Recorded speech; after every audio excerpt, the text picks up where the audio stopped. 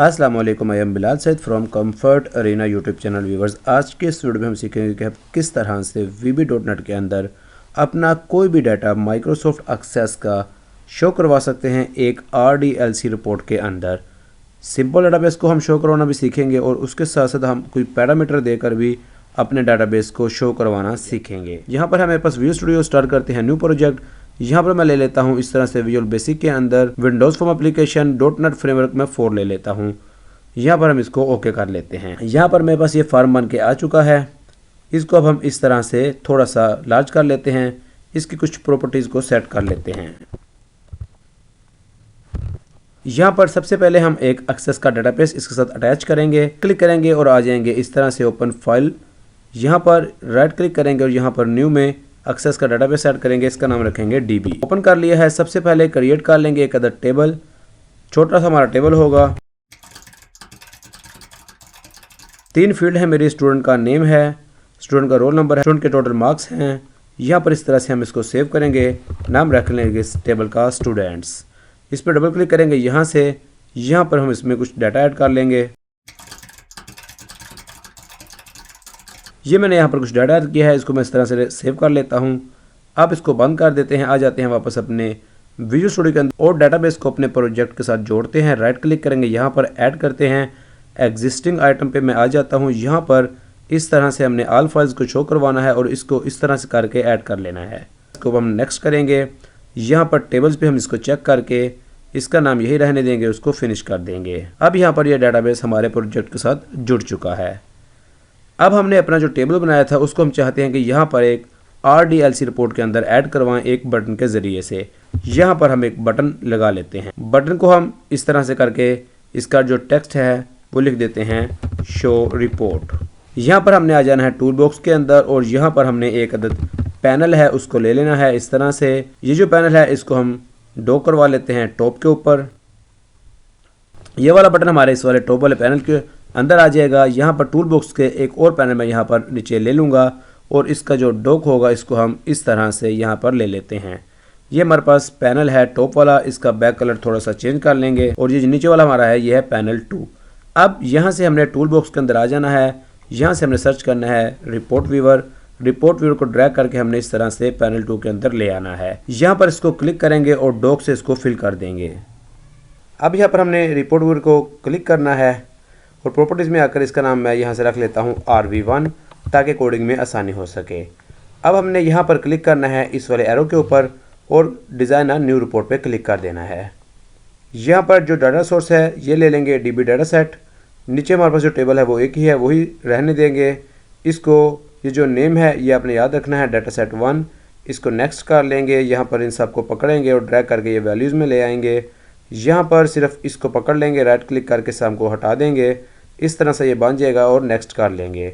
Next करके ये हमारे पास रिपोर्ट बन जाएगी। नेक्स्ट करेंगे इस तरह से। यहाँ पर थीम अगर आप चेंज करना तो चाहे वो भी कर सकते हैं, लेकिन हम यही ओशन वाली थीम लेते हैं और इसको फिनिश कर देंगे। अब यहाँ पर हमारे पास ये रिपोर्ट इस तरह से आ चुकी है। इसका नाम है रिपोर्ट 1। अब हमने इसको क्लोज किया है, यहाँ पर यस किया है। यहाँ पर ये जो बटन है इसके ऊपर डबल क्लिक करके अपनी कोडिंग को स्टार्ट करते हैं। कोडिंग अब यहाँ पर देख लीजिए।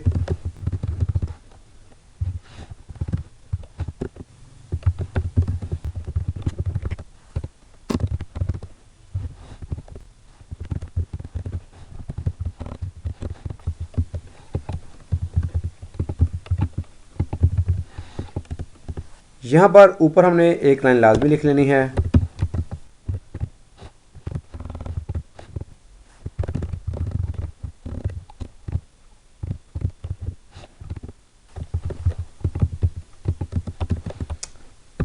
यहाँ पर लिखेंगे डाटा सेट 1।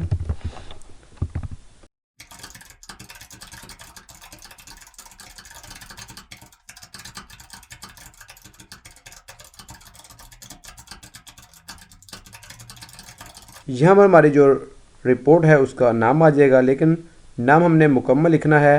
हमारी सॉल्यूशन का जो नाम है वो है विंडोज़ एप्लीकेशन 49। इसको मैं यहाँ से कॉपी करूँगा। इस तरह से यहाँ पर लगाएंगे, डॉट लगाकर अपनी रिपोर्ट का नाम लिखेंगे report1.rdlc। यहाँ पर इस तरह से लिखेंगे रिपोर्ट रिफ्रेश। ये हमारा कोड मुकम्मल हुआ, लेकिन उससे ऊपर यहाँ पर हमने थोड़ा सा कोड मज़ीद करना है।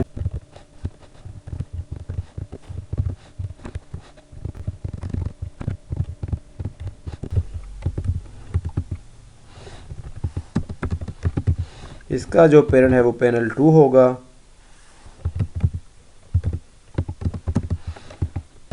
डॉक स्टाइल फिल होगा, विजिबल ट्रू होगा। ये काम हमने करना है रिपोर्ट को रिफ़्रेश करने के लिए, और नीचे वाला जो कोड है ये आपने पहले ही देख लिया है। तो आइए चलते हैं, इसको चेक करते हैं।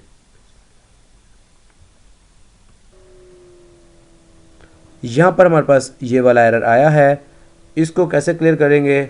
इसके लिए यहाँ पर हमने आ जाना है बिल्ड के अंदर, यहाँ पर कॉन्फ़िगरेशन मैनेजर के अंदर आ जाना है, यहाँ पर न्यू लेना है, x86 लेना है, ओके करना है, और यहाँ पर इसको इस तरह से क्लोज़ कर देना है। अब दोबारा से इसको हम यहाँ पर आकर रीबिल्ड सोल्यूशन करेंगे और दोबारा से इसको स्टार्ट करेंगे। बटन दबाएंगे तो आपने देखा कि हमारे पास ये जो डाटा था हमारे माइक्रोसॉफ्ट एक्सेस डेटाबेस के अंदर, वो यहाँ पर रिपोर्ट व्यूअर के अंदर शो हो चुका है। अब ये तो सारे का सारा डाटा हमारे पास शो हो गया। अब हम चाहते हैं कि यहाँ पर हम एक टेक्स्ट बॉक्स बना लें, उसके अंदर स्टूडेंट का रोल नंबर लिखें, और जो रोल नंबर लिखें उसको ये बटन दबाएं तो सिर्फ उसी स्टूडेंट का डाटा यहाँ पर शो हो जाए, बाकी शो ना हो। तो आइए अब ये काम कर लेते हैं। इसके लिए सबसे पहले हमें आना पड़ेगा यहाँ पर dbdataset.xsd में, यहाँ पर राइट क्लिक करके ऐड क्वेरी, एक न्यू क्वेरी बनानी पड़ेगी।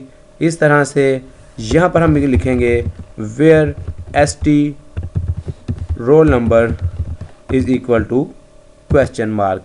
इसको चलाकर देखेंगे, यहाँ पर एग्जीक्यूट क्वेरी करेंगे, रोल नंबर 3 देते हैं तो ये हमारे पास रोल नंबर 3 वाली रो आ गई है। इस तरह से फिर से एग्जीक्यूट करते हैं रोल नंबर 5 के लिए, तो हमारे पास रोल नंबर 5 का जो रिकॉर्ड था वो आ गया है। इस क्वेरी को अब हम इस तरह से नेक्स्ट फिल बाय करेंगे, यहाँ पर रोल नंबर, और गेट डाटा बाय इसको भी हम इस तरह से रीनेम करके रोल नंबर कर देते हैं। इसको हम इस तरह से नेक्स्ट करके फिनिश कर देते हैं।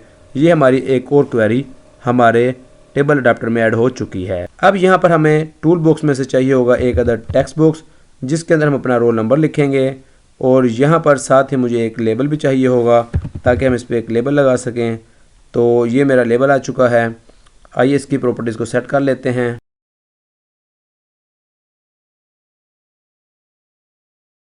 ये हमारा जो टेक्स्ट बॉक्स है इसका नाम है टेक्स्ट बॉक्स 1। आइए अब इसको हम यूज़ करेंगे, कोडिंग को थोड़ा चेंज करेंगे। डबल क्लिक किया मैंने यहाँ पर।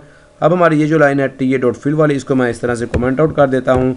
नई लाइन हमारी इस तरह से बनेगी ta.fill by roll number my data set dot students, और इस तरह से कोमा लगाकर यहाँ पर लिखेंगे टेक्स्ट बॉक्स 1.text, जहाँ से हमारा रोल नंबर आ जाएगा। इतना सा काम है। इसके अलावा यहाँ पर हमारी ये जो रिपोर्ट है RDLC1, इसको थोड़ा सा मैं चेंज करना चाहूँगा। ये जो मेरा नंबर है ये वाला, हम चाहते हैं कि ये ऑटो नंबर, ये ज़रा टेक्स्ट अलाइनमेंट ठीक हो जाए, उसको भी थोड़ा सा यहाँ से सेट कर लेंगे, सेंटर में ले आएंगे।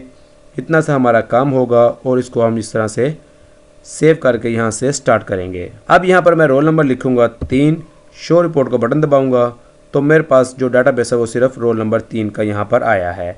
अगर हम इसको यहाँ पर इस तरह से 5 लिखें, शो रिपोर्ट दबाएं, तो ये रोल नंबर 5 जो है कामरान, उसका डाटाबेस आ गया है। 6 रोल नंबर का भी चेक कर लेते हैं, तो ये रोल नंबर 6 आफ्ताब का मेरे पास डाटा यहाँ पर आ चुका है। तो व्यूअर्स, उम्मीद है कि आपको आज के इस वीडियो में कुछ ना कुछ नया सीखने को ज़रूर मिला होगा।